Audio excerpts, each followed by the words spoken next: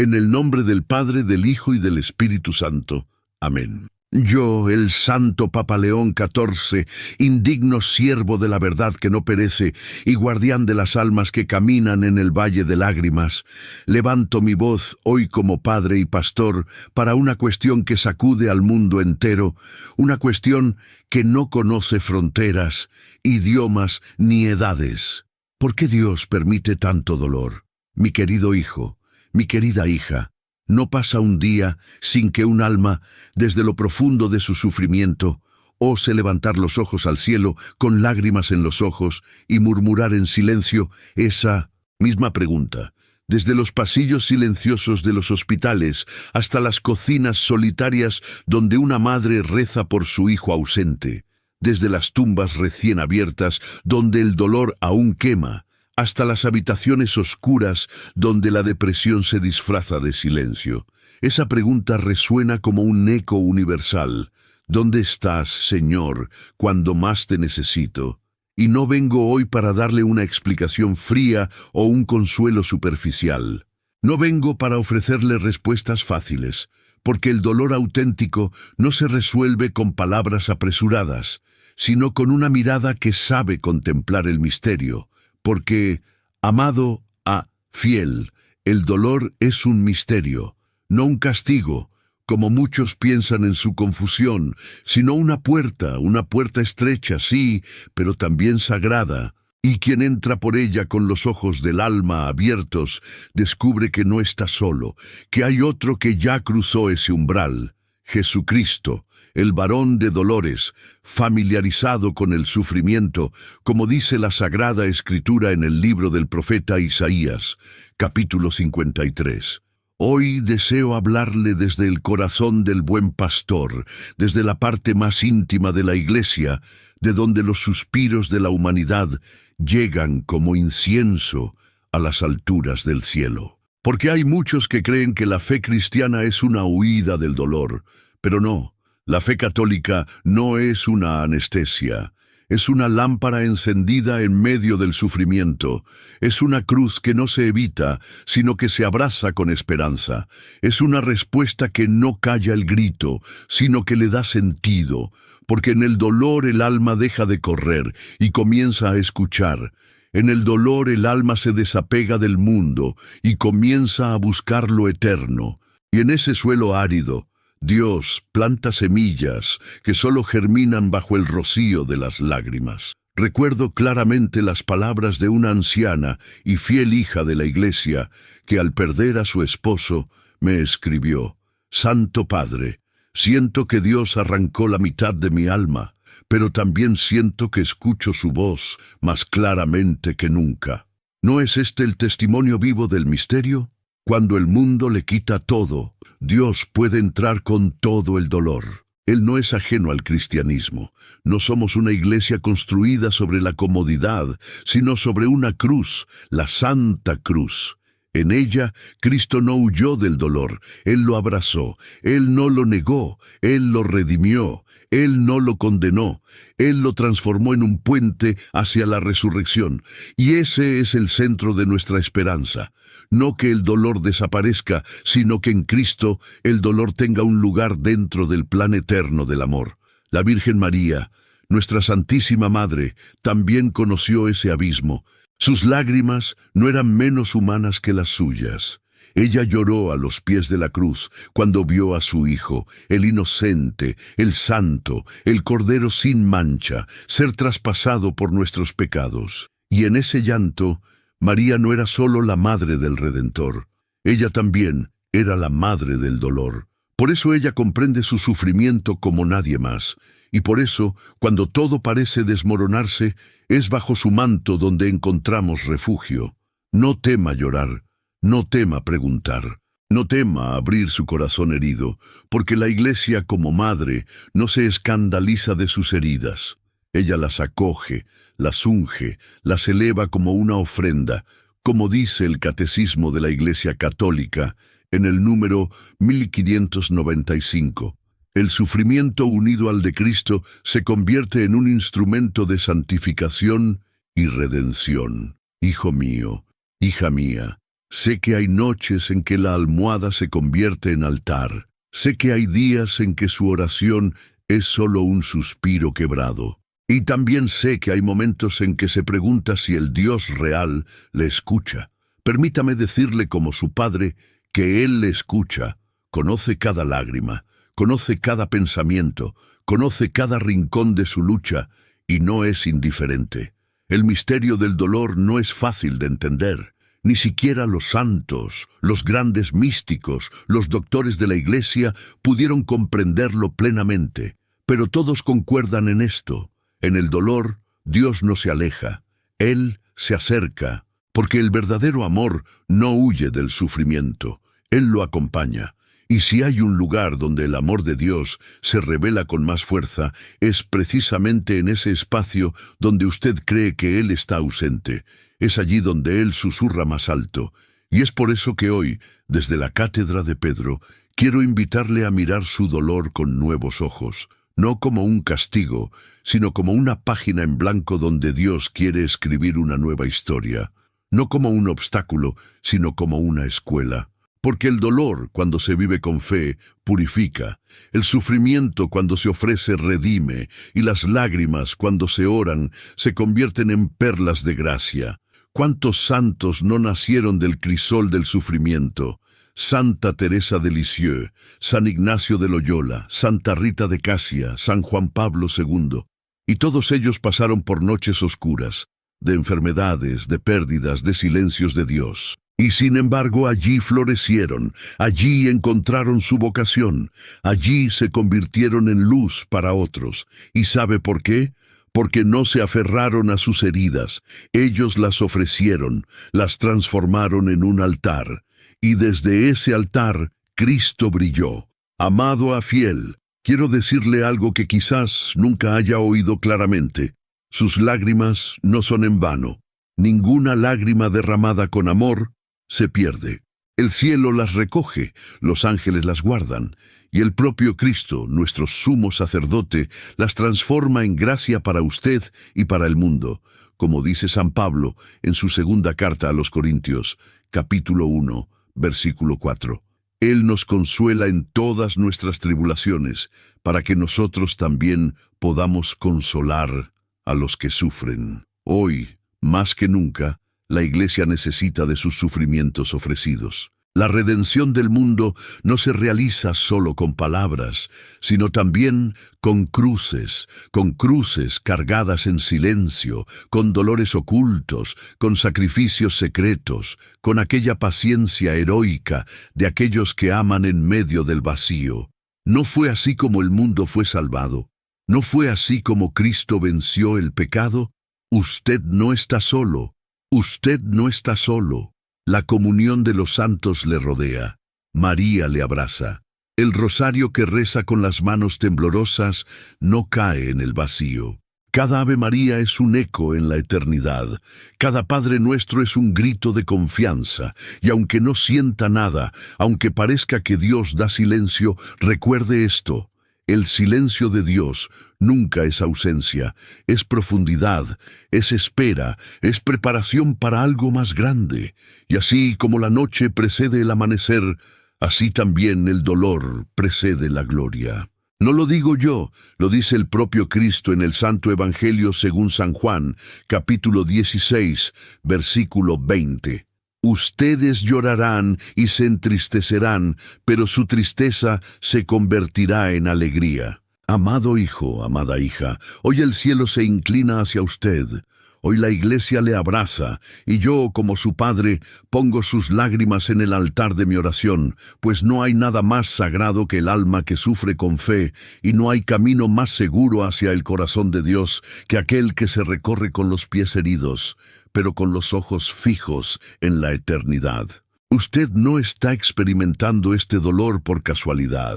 Está siendo preparado, está siendo purificado, y un día, cuando todo esto termine, usted entenderá.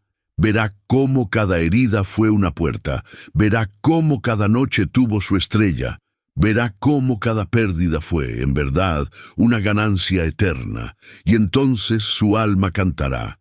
y su corazón bendecirá, y sus lágrimas serán la corona de su fidelidad.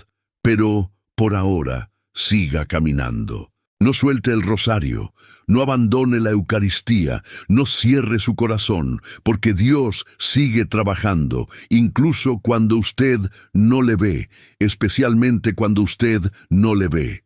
En este momento de gracia, deseo que su corazón se abra como un silencioso sagrario para dejar entrar la luz de la verdad. Porque si en la primera meditación contemplamos el dolor como misterio y puerta, ahora debemos descender a la fuente donde los santos evangelios y la eterna enseñanza de la Iglesia revelan las aguas profundas de este misterio. Todo lo que la fe proclama sobre el sufrimiento nace de la mirada de Cristo crucificado y resucitado. Y allí, cada lágrima humana encuentra no solo consuelo, sino sentido y misión.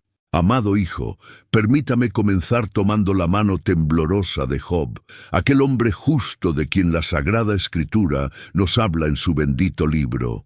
Vemos que Satanás lo hiere, la carne es cubierta de llagas, la muerte acecha a sus hijos y la pobreza lo despoja de todo.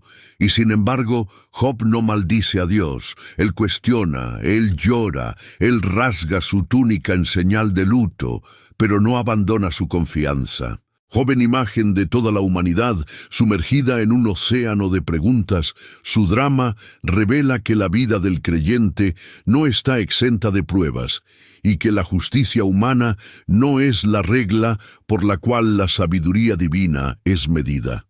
Al final de la historia, el Señor responde desde el torbellino no con un tratado filosófico, sino con una epifanía de su majestad. Job reconoce su pequeñez y proclama: «De oídas te había oído, mas ahora mis ojos te ven». Aquí la primera clave. El dolor abre los ojos del alma para una visión más pura de Dios. Esa percepción alcanza su plenitud cuando fijamos nuestra mirada en el Cordero que quita el pecado del mundo. El Santo Evangelio según San Mateo, capítulo 26, versículo 39, nos muestra a Cristo en Getsemaní postrado en angustia. Él no huye del cáliz, sino que lo abraza con obediencia filial. «Padre mío, si es posible que pase de mí esta copa, pero no sea como yo quiero, sino como tú». Allí contemplamos cómo el Hijo Eterno asume el sufrimiento para redimirlo desde dentro. Él no lo aniquila con poder omnipotente. Él lo transforma, lo consagra, lo convierte en una liturgia salvífica. En la cruz, el dolor se convierte en un altar y la sangre derramada se convierte en fuente de nueva vida. El Concilio Vaticano II, en su constitución pastoral Gaudium et Spes, afirma que el misterio del hombre solo se esclarece a la luz del Verbo encarnado. Esa revelación implica que el problema del dolor no puede ser separado de la persona de Jesucristo. Quien intente explicar el sufrimiento fuera de la cruz terminará desesperando o endureciendo el corazón. Por otro lado, quien contempla al Cristo crucificado descubre que el amor divino es capaz de soportar todo el mal para abrir un futuro de resurrección. San Pablo, maestro de los gentiles, nos habla de esa paradoja en la carta a los Romanos, capítulo 8, versículo 18. Los sufrimientos del tiempo presente no son comparables con la gloria futura que en nosotros ha de manifestarse. El apóstol no minimiza la herida, pero la coloca bajo la luz de la esperanza. Para él, el dolor es un parto que gime hasta dar a luz la redención plena. Y en la carta a los Colosenses, capítulo 1, versículo 24, San Pablo añade una afirmación sorprendente. «Ahora me alegro de mis sufrimientos por ustedes, y completo en mi carne lo que falta a las aflicciones de Cristo por su cuerpo, que es la Iglesia». No significa que a la pasión de Cristo le falte eficacia, sino que su poder redentor desea prolongarse en nosotros, para que cada lágrima ofrecida participe del gran río de la salvación. Este enseñamiento florece en la espiritualidad de incontables santos. Santa Teresa de Ávila, marcada por la enfermedad y la calumnia, decía que la cruz da tanto como pesa. San Francisco de Asís abrazaba leprosos y besaba sus llagas, viendo en ellos el rostro sufriente del Salvador. San Juan Pablo II, en la Carta Apostólica Salvifici Doloris, desarrolló vigorosamente esta teología de la participación. El sufrimiento unido al amor se convierte en una fuerza que libera del mal y construye el bien. Él mismo, postrado por el Parkinson, fue un testimonio vivo de que la fragilidad puede predicar más alto que el vigor juvenil. Pero, ¿cómo armonizar este horizonte sobrenatural con la injusticia que a veces experimentamos? Aquí está la segunda clave. La libertad humana es un don inmenso y al mismo tiempo un riesgo temible. Dios no creó autómatas. Él nos dotó de una voluntad capaz de amar o de herir. El pecado original quebró la armonía y abrió la puerta a un dolor que no estaba en el plan primero. Sin embargo, la providencia del Padre es tan poderosa que, incluso cuando la criatura sufre, Él puede tejer misericordia con los hilos rotos. El profeta Oseas, capítulo 11, versículo 8, hace resonar el corazón divino. ¿Cómo podré abandonarte, Efraín? Mi corazón se conmueve dentro de mí. El Señor nunca desiste de transformar la historia en un camino hacia la comunión definitiva. La tercera clave brota de los sacramentos, donde la cruz se hace presente y la gracia penetra la carne herida. La unción de los enfermos revela que Cristo no se limita a sostener a quien sufre, sino que entra en su interior para transformar el dolor en una ofrenda. La confesión restituye la paz a aquellos que causaron sufrimiento a otros, derramando la sangre del Cordero sobre la culpa. Y la Santísima Eucaristía, fuente y cumbre, pone en nuestras bocas al propio Cristo que sufrió. El pan vivo bajado del cielo fortalece nuestras fibras más íntimas para que carguemos la cruz con dignidad y esperanza.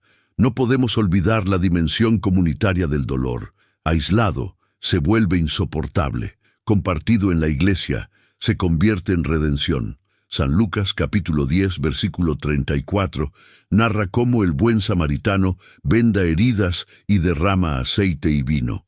La parábola invita a cada bautizado a ser un bálsamo, a transformar la indiferencia del mundo en compasión concreta. Aquí brilla la doctrina social de la Iglesia. Cada hospital, cada obra de caridad, cada lágrima enjugada es una extensión de las manos de Cristo y un testimonio de que el sufrimiento nunca tendrá la última palabra.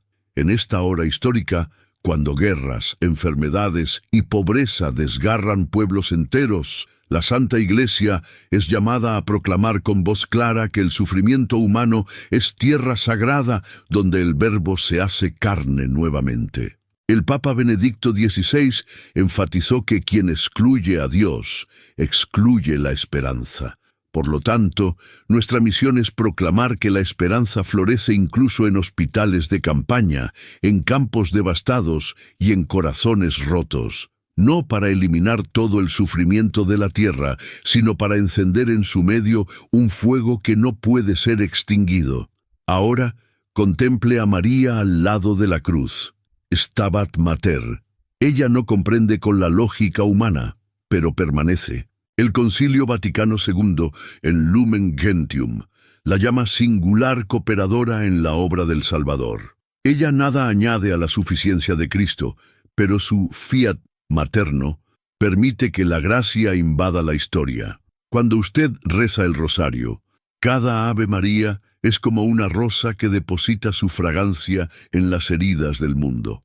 Bajo su manto, la angustia se convierte en oración y la desesperación encuentra ternura. Permítame dirigirme de modo especial a las madres que lloran por sus hijos adictos a las drogas, a los padres que velan una cama de hospital, a los jóvenes oprimidos por la ansiedad, a los ancianos que sienten que sus vidas han perdido valor. Hijos míos, su cruz no es señal de abandono, sino una marca de predilección. Cristo les invita a un apostolado oculto, más poderoso que 1000 discursos. El apostolado de ofrecer el propio sufrimiento por la conversión del mundo. Cuando usted hace esto, se une al sacrificio eucarístico y se convierte en un altar vivo. Hermanos sacerdotes, recuerden que cuando administramos los sacramentos a un enfermo, participamos de la liturgia más sublime. Cada vez que elevamos el cáliz, allí se concentran los dolores de la humanidad. No celebremos como funcionarios, sino como ministros que ayudan a Cristo a cargar la cruz. Queridos jóvenes, no teman la fragilidad. San Pablo confesó que tenía un aguijón en la carne. El Señor le respondió: «Te basta mi gracia, porque mi poder se perfecciona en la debilidad». Su generación, tan sedienta de autenticidad, descubrirá la fuerza del Evangelio precisamente cuando vea a cristianos que abrazan la enfermedad sin perder la alegría. Y a usted que me escucha desde la prisión de la depresión, quiero repetir lo que el Padre Pío decía a sus hijos espirituales: cuanto mayor es la tribulación, mayor es la gracia que la acompaña. No suelte la mano de la Virgen, ella transformará cada noche oscura en amanecer. Yo quisiera ahora, con filial humildad, evocar la promesa del Apocalipsis, según San Juan, capítulo 21, versículo 4. Y enjugará Dios toda lágrima de los ojos de ellos, y ya no habrá muerte, ni habrá más llanto, ni clamor, ni dolor, porque las primeras cosas pasaron. Y aquí está la meta hacia la cual marchamos. No somos peregrinos hacia la nada, estamos yendo hacia una fiesta sin ocaso. En la Nueva Jerusalén, nuestros cuerpos resucitados no conocerán más gemido.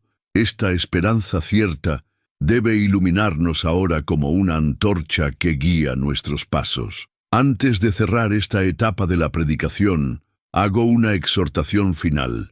Ofrezcamos cada día, cada contratiempo, cada dolor físico, cada humillación moral, en unión con el Sacratísimo Corazón de Jesús. Repita en sí mismo: todo por ti, Jesús, todo por las almas. Así, su dolor se convierte en un evangelio silencioso, y su vida, aunque marcada por la cruz, se convierte en una resonancia del nuevo cántico cantado por los redimidos. Hijo mío, hija mía, ¿ya siente cómo la brisa del Espíritu mueve su alma? ¿Percibe que la oscuridad no es un muro sin umbral? Si es así, bendiga al Señor. Si aún duda, no desista.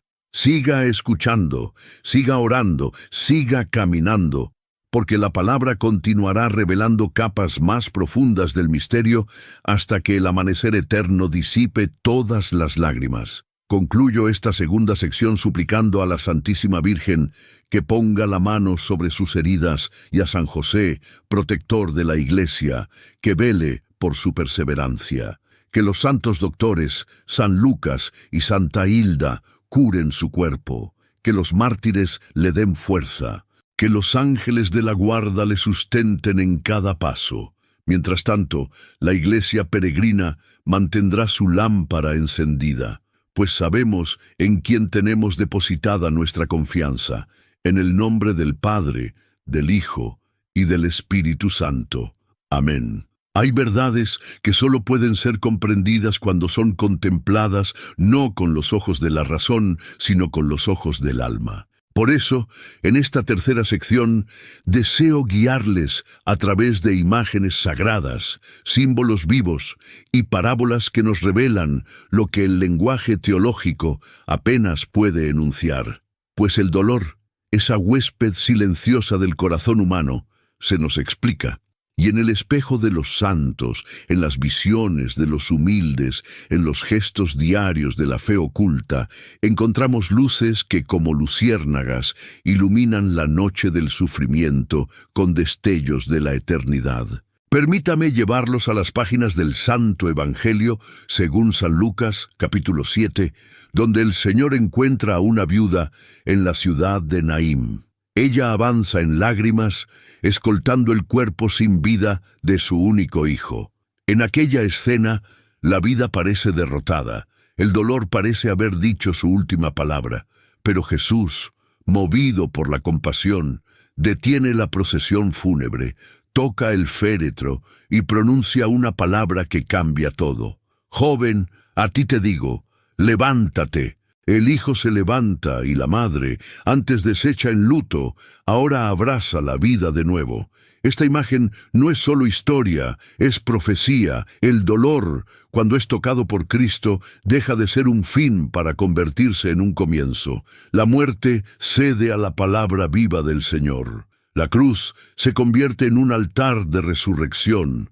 Ahora, deténgase conmigo en la figura de Simón de Cirene. Él no pidió cargar la cruz de Cristo, fue forzado. Un hombre común, arrastrado por el deber. Pero en el toque de aquella madera, su vida fue transformada. Aquello que parecía imposición se convirtió en gracia. Simón es un símbolo de todos los que sufren sin comprender, de los que cargan un fardo que no pidieron. Pero también es una promesa.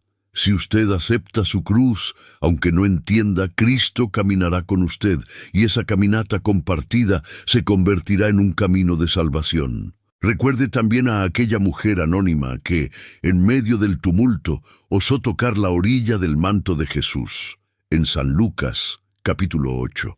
Ella venía sufriendo hacía 12 años. Nadie podía curarla. Su vida era una hemorragia interminable de dolor y vergüenza, pero un toque de fe fue suficiente para que el poder divino fluyera y curara su herida. Esta mujer es usted, soy yo, somos todos los que llevamos heridas internas, dolores invisibles que nadie comprende. Y esa escena nos dice, un milagro espectacular no es necesario, una fe sencilla es suficiente. Un toque del alma que dice, Señor, si quieres, puedes curarme. ¿Y qué decir de Marta y María, las hermanas de Lázaro? Su hermano había muerto, y Jesús, a quien ellas amaban, no llegó a tiempo.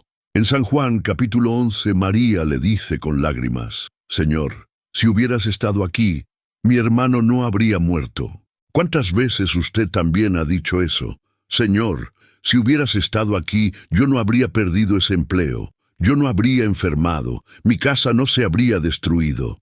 Pero Jesús no la reprende. Él llora, sí, el Hijo de Dios, el Verbo eterno, llora en el sepulcro de su amigo. Y ese llanto revela que Dios no es indiferente a nuestro sufrimiento. Él llora con usted, Él llora por usted.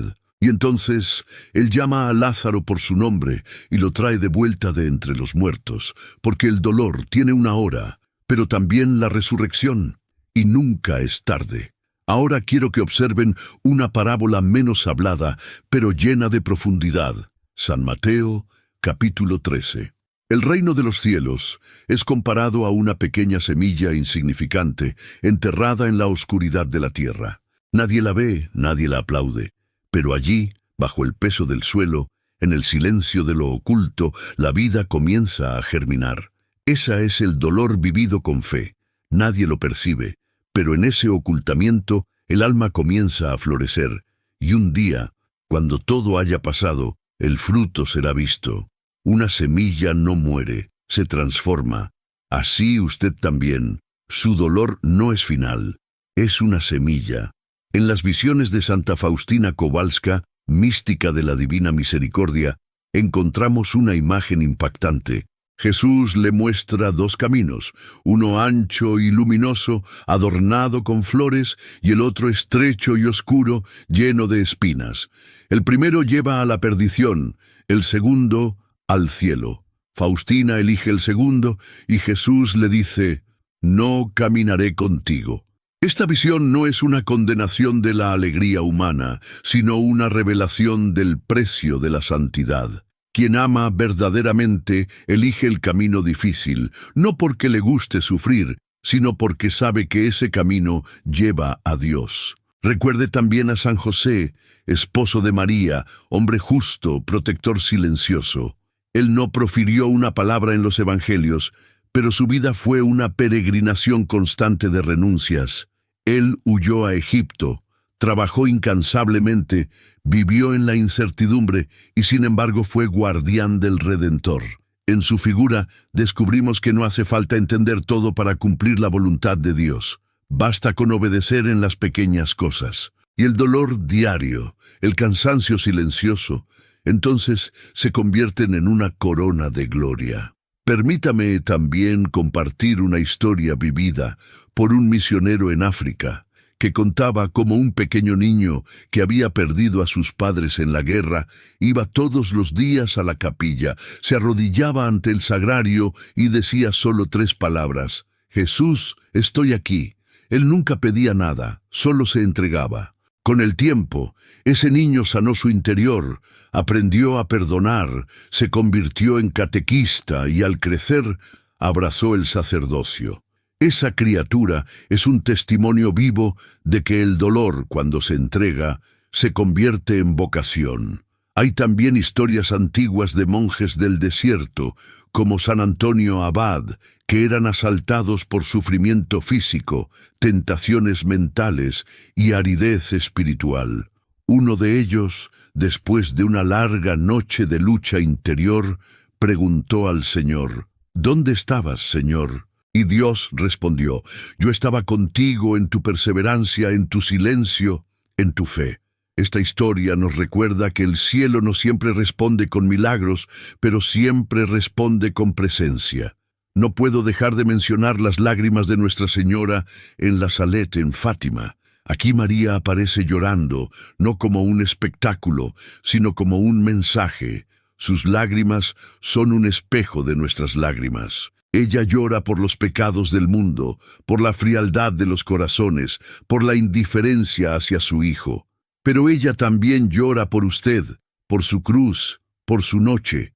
Y en ese llanto hay poder. Cada vez que usted reza el rosario, consuela a María. Y cuando usted consuela a María, ella intercede con más fuerza por usted, porque su corazón es un puente de misericordia. Amado hijo, amada hija, usted no es el único que sufre. Todos los días, almas ocultas en conventos, en hospitales, en campos de batalla, ofrecen su dolor por usted. Son los cirineos invisibles del mundo, y en el cielo, esos sacrificios serán la melodía de una eternidad gloriosa. No desprecie su cruz, no la compare con las otras. La suya es única, diseñada con amor, medida con sabiduría, abrazada por Cristo. Y ahora, permítame darle una última imagen. En una parroquia rural, un sacerdote montó una cruz en el altar sin el cuerpo de Cristo. Un niño se acercó y preguntó: ¿por qué está vacía? El sacerdote respondió: para que allí podamos depositar nuestros propios cuerpos, nuestros dolores, nuestras luchas. Cristo sigue siendo crucificado en cada uno de nosotros. Ese altar es usted, esa cruz es usted, y si usted se une a Cristo, no sufrirá en vano, sufrirá redentivamente. Esas parábolas, esos símbolos, esas visiones no son literatura piadosa, son ventanas. Y cuando usted mire a través de ellas, verá que el cielo no está lejos, que su dolor no es un escándalo, sino una semilla, que su cruz no es ruina, sino redención, que su historia, aún marcada por heridas, está siendo escrita por la mano amorosa de Dios. Amado hijo, amada hija, después de haber contemplado las raíces bíblicas y de haber recorrido los caminos simbólicos donde el dolor se convierte en la semilla de la eternidad, llega la hora santa de traer esta revelación al terreno del día a día. Allí, donde el Evangelio debe ser encarnado en gestos concretos, pequeños, perseverantes, porque de nada serviría entender el misterio si, después de cerrar esta predicación, continuáramos viviendo con un corazón tibio o resignado. El Evangelio no nos fue dado para admirar a la distancia, nos fue dado para comer como pan vivo, para beber como vino que alegra el alma, para que corra por nuestras venas y renueve cada latido del corazón con oxígeno del cielo. Es por eso que, en esta cuarta sección, quiero darle herramientas espirituales que transformen su sufrimiento en una ofrenda fecunda, y toda su vida, aún marcada por cicatrices, en un icono visible de esperanza ante un mundo muriendo de sed. Permítame comenzar por recordarle algo fundamental. La gracia no anula la naturaleza, sino que la cura, la eleva y la perfecciona. Esto significa que su dolor emocional, físico, moral, social, no será mágicamente borrado al salir de esta homilía, pero puede ser transfigurado si usted lo inserta en el corazón eucarístico de Cristo. Él no suprime la cruz, Él la llena de resurrección. Así, la primera aplicación práctica es cultivar una mirada eucarística sobre todo lo que usted experimenta. Cada amanecer, antes de abrir las redes sociales o encender las noticias, abra su alma como una patena y diga: Señor Jesús, vos que sois pan partido y sangre derramada, tomad este nuevo día con sus dolores y sus alegrías y conságralo en vuestro amor. Luego, al caer la noche, arrodíllese de nuevo y revise amorosamente sus horas. Pregúntese dónde pudo haber ofrecido, dónde perdió la paciencia, dónde sintió que la herida dolía más. Haga de su examen de conciencia una extensión silenciosa de la liturgia, porque en ese diálogo íntimo el Espíritu Santo pasteuriza el corazón, eliminando gérmenes de amargura y sembrando un fermento de gratitud. Le recomiendo que, en la medida de lo posible, asista a la Santa Misa diariamente. Sé que muchos dirán: Padre, trabajo todo el día, vivo lejos de la iglesia, apenas tengo fuerzas para llegar a casa. Entiendo su realidad, entonces, si asistir todos los días es imposible, al menos elija un día extra de la semana, además del domingo, y transfórmelo en su oasis.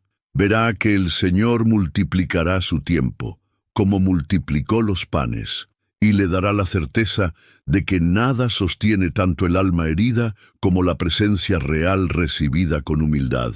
Si, aún así, usted no puede asistir físicamente, una su cruz a los muchos enfermos que reciben la comunión espiritualmente. Diga con confianza esta sencilla oración: Creo, Jesús mío, que estás real y verdaderamente en el cielo y en el santísimo sacramento del altar. El cielo no mide kilómetros, mide amor. Una segunda aplicación esencial es el sacramento de la reconciliación. El sufrimiento sin perdón se vuelve ácido.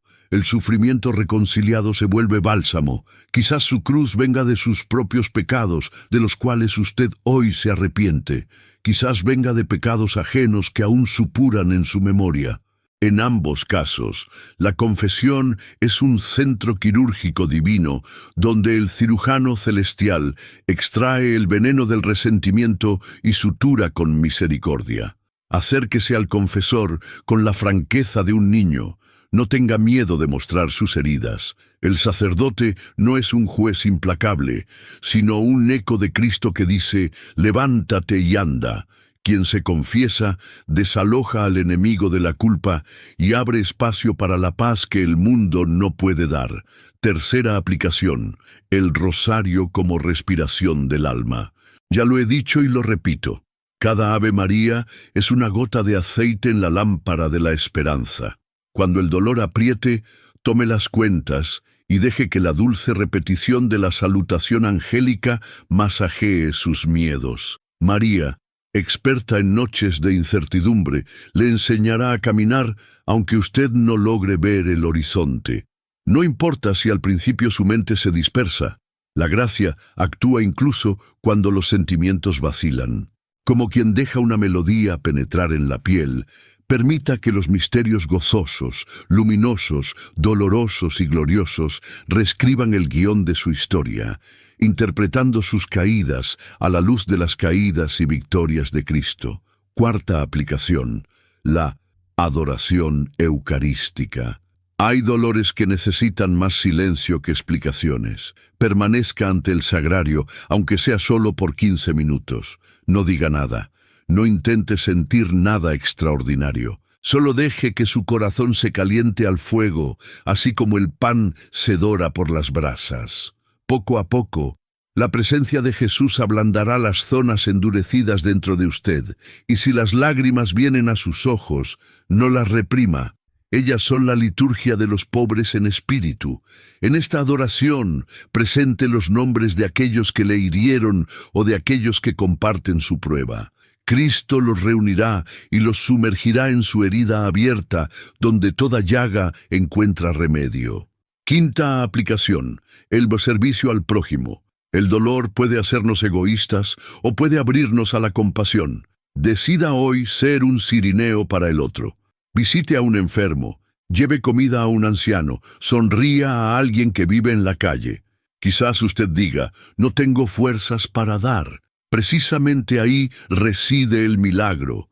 Cuando usted entrega su pequeña fuerza, Dios la multiplica en una torrente de consuelo. Y usted experimentará la paradoja anunciada por San Francisco de Asís. Es dando como se recibe, es muriendo como se resucita. El servicio es una anestesia que alivia su propio tormento porque le saca del laberinto de la autocompasión. Permítame ahora proponer un itinerario semanal muy sencillo, casi imperceptible, pero eficaz. Lunes. Ofrezca su día por aquellos que no conocen a Cristo y repita en voz baja la jaculatoria: Jesús, manso y humilde de corazón, haced mi corazón semejante al vuestro. Miércoles. Visite, si puede, a un enfermo específico, un vecino, un pariente, y rece con ellos un misterio del rosario, confiando su cruz a Nuestra Señora de los Dolores. Viernes. Haga ayuno de al menos una comida, uniendo su pequeña renuncia al Viernes Santo que salvó al mundo.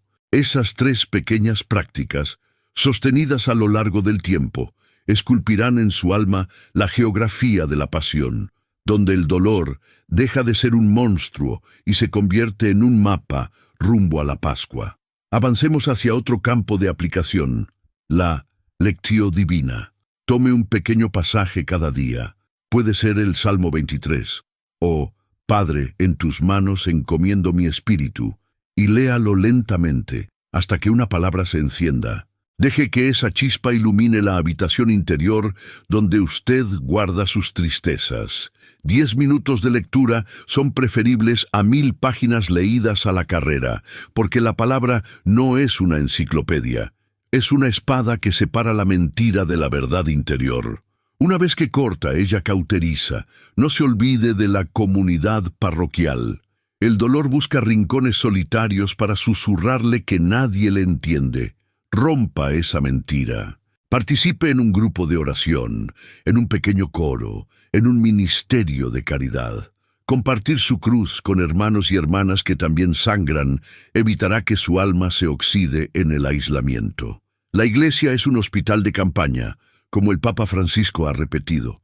En ella, muletas son compartidas y vendajes son distribuidos libremente.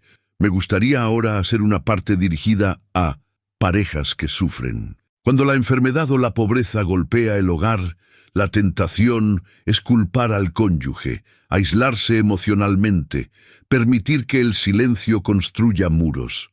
Yo les suplico, en nombre de Cristo, tomen de nuevo la mano de su esposo o esposa, aunque el corazón no sienta entusiasmo. Recen un Padre Nuestro juntos antes de dormir, aunque estén cansados, aunque sea rutina. Esa breve oración es un puente sobre el abismo y un recordatorio de que el sacramento del matrimonio los hizo guardianes mutuos del dolor el uno del otro.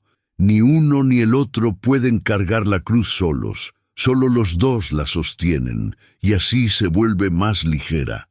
También me dirijo a ustedes, jóvenes, que sufren de ansiedad, depresión o soledad digital. Hijos, sé que viven rodeados por pantallas que amplifican comparaciones y miedos. Cuando el dolor interior se intensifique, dejen de desplazarse por la pantalla. Apaguen la luz azul y enciendan una vela. Miren la llama y escuchen su respiración. Digan lentamente: Jesús, yo confío en ti. Luego, tomen un lápiz y papel. Sí, papel, y escriban una carta al Señor. Cuéntenle todo, incluso lo que les avergüenza. Después, arruguen la hoja y la pongan a los pies de un crucifijo. Ese gesto simple es un exorcismo contra la desesperación. Y si la nube persiste, busquen un guía espiritual o un terapeuta católico. El cuerpo y la mente necesitan cuidados naturales y sobrenaturales. No se avergüencen de necesitar ayuda. Ni el propio Cristo cargó la cruz solo. Él aceptó a Simón de Cirene. Ahora quiero que contemplen la naturaleza como un sacramento de consuelo. Un amanecer, el murmullo del agua, el silencio del bosque son sermones sin palabras. Salgan a caminar, recen con sus pies. Dejen que el viento les recuerde que el Espíritu sopla donde quiere, y mientras avanzan, repitan versículos que se anclan dentro de ustedes. El Señor es mi pastor, nada me falta, todo lo puedo en Cristo que me fortalece. Verán cómo el aire fresco dilata los pulmones del alma y renueva la confianza. Hablemos de la ofrenda de las obras. Al despertar, consagren lo que vendrá. Buen Padre, uno mi corazón al corazón de tu Hijo, en el Espíritu Santo, por manos de María, para la salvación del mundo. Así, un día repleto de dolores de cabeza, atascos y desavenencias en el trabajo, se transforma en incienso. Recuerden, no existe circunstancia insignificante si la vivimos unida a Cristo. Sé que quizás usted esté pensando, Santo Padre, todo esto suena hermoso, pero mi realidad es un desierto. Precisamente por eso, la última aplicación que le propongo es la paciencia sobrenatural. Santa Catalina de Siena decía que la santidad se hace a fuego lento en la olla de la perseverancia. Usted puede rezar por meses sin sentir consuelo, puede ir a misa y seguir enfermo, puede perdonar y seguir sangrando. No desista. La gracia avanza como agua subterránea, silenciosa, pero invencible. Confíe en el ritmo de Dios. Él no trabaja con relojes de ansiedad, sino con relojes de eternidad. Para sostener esa paciencia, abrace la devoción a San José. Ponga su imagen en su habitación y todas las noches confíele su vida con estas palabras. San José, amigo del silencio, enseña a mi corazón a esperar. Aquel que supo huir en la noche y trabajar en lo oculto, le mostrará que no hay retraso inútil para quien confía en la providencia. Así, paso a paso, su dolor se convertirá en evangelio visible. Usted verá cómo otros, contemplando su serenidad en medio de la tempestad, preguntarán, ¿cuál es el secreto de su paz? Y entonces usted podrá decir, como San Pablo, ya no soy yo quien vive, sino Cristo quien vive en mí. Hijo A, mi deseo más profundo es que su cruz se convierta en luz, que sus lágrimas se conviertan en rocío para tierras agrietadas, que su casa, aun con muletas y medicinas, se convierta en un santuario doméstico donde los ángeles cantan. No espere a que la herida desaparezca para empezar a amar. Ame desde la herida, sirva desde el dolor, crea desde la oscuridad. Este es el milagro que hará temblar al infierno y alegrarse al cielo. En el nombre del Padre, del Hijo y del Espíritu Santo. Amén. Hijo mío, si ha llegado hasta aquí es porque algo dentro de usted ha despertado. Quizás no entienda completamente por qué sigue sufriendo. Quizás su cruz no ha sido aliviada. Quizás su oración aún no ha recibido la respuesta que tanto anhela. Pero si usted está aquí hoy, si sigue escuchando, si su alma no ha desanimado, es porque el Espíritu Santo ya está trabajando profundamente en usted. Esta no es una conclusión. Esta es una puerta abierta, una invitación santa, un llamado de amor. Porque, aunque el dolor no haya cesado, algo ha cambiado. Usted ya no está solo. Cristo está con usted. María camina a su lado y toda la iglesia reza por usted. Hoy, en esta última parte de nuestra peregrinación espiritual, quiero que usted se sienta tomado de la mano, como un hijo que regresa a casa, porque el dolor, cuando se vive sin Dios, nos exilia, pero cuando se vive en Cristo, nos trae de vuelta a casa. Es por eso que hoy quiero hablar a su corazón, no con ideas o teorías, sino con el susurro de un padre que ama, con la ternura de una madre que conforta, con la firmeza de un pastor que llama. Vuelva a la casa del Padre, Vuelva aunque esté herido, vuelva aunque haya huido, vuelva aunque no entienda. Usted no necesita tener respuestas para volver, solo necesita abrir su alma y decir: Padre, he pecado, pero aún te necesito. Como aquel hijo pródigo en el Santo Evangelio según San Lucas, capítulo 15, que volvió con los pies sucios y el corazón roto y fue abrazado, besado, vestido y restaurado. Dios no espera perfección, Él espera sinceridad. No le interesan sus méritos, le interesa su deseo de empezar de nuevo. La cruz que usted carga no es un obstáculo al amor de Dios. Es el puente sobre el cual Él quiere venir a encontrarle. Pero usted debe permitir que Él entre. No levante más barreras, no repita más. No soy digno, no puedo, no tengo fuerzas. Porque sí, usted puede, pero no por usted, sino por aquel que vive en usted. Porque cuando usted cae, Él le levanta. Cuando usted duda, Él le sostiene. Cuando usted clama, Él le responde. Y cuando usted no puede más caminar, Él le carga en sus brazos. Hoy yo le llamo a tomar una decisión, no de cambiar el mundo, no de resolver todos sus problemas, sino de rendirse a la gracia, de arrodillarse interiormente y decir: Señor Jesús, ya no quiero luchar sin ti, ya no quiero fingir que estoy bien, ya no quiero seguir solo. Este es el momento. Esta es la hora de volver. No mañana, no cuando usted se cure, no cuando todo mejore. Aquí, en este instante santo, cierre los ojos y contemple al crucificado. Mírelo sangrando, sí, pero también resplandeciente. Mírelo clavado, sí, pero con los brazos abiertos. Mírelo muerto, sí, pero con los ojos de quien ya venció. Y escuche su voz. Él no le juzga, no le acusa, no le desprecia. Él le llama por su nombre. Él dice: Vengan a mí todos ustedes que están cansados y cargados, y yo los aliviaré. Esta promesa no es poesía, es verdad eterna. Y si usted cree en ella, si la hace suya, todo comenzará a cambiar. Lo invito desde lo profundo de mi alma pastoral a hacer una pequeña confesión sincera en los próximos días, a postrarse ante Cristo presente en el sacerdote, a vaciar su corazón, a renunciar a la amargura, a entregar el resentimiento, a recibir el perdón. Ábrase a la alegría. La confesión no es humillación, es resurrección. Y es allí, en ese sacramento olvidado por muchos, donde el alma recibe un abrazo eterno que ninguna herida puede destruir.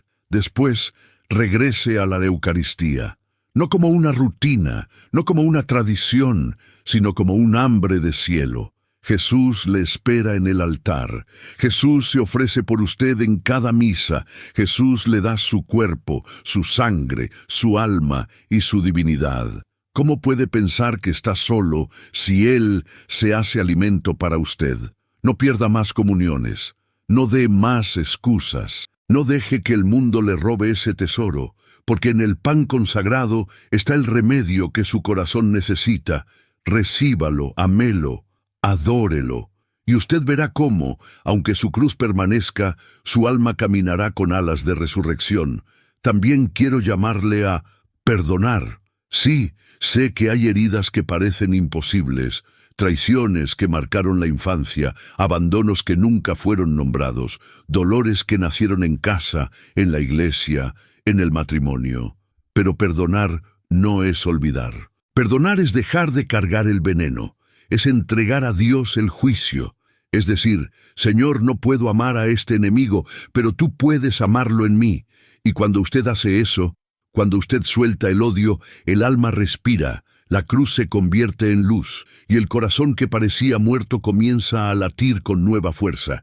Quizás usted ha llorado mucho, quizás ya no tenga lágrimas, quizás usted siente que Dios le olvidó, pero hoy, yo, como Papa, como Pastor Universal, le aseguro en nombre de la Iglesia: Dios jamás le ha abandonado, ni por un segundo.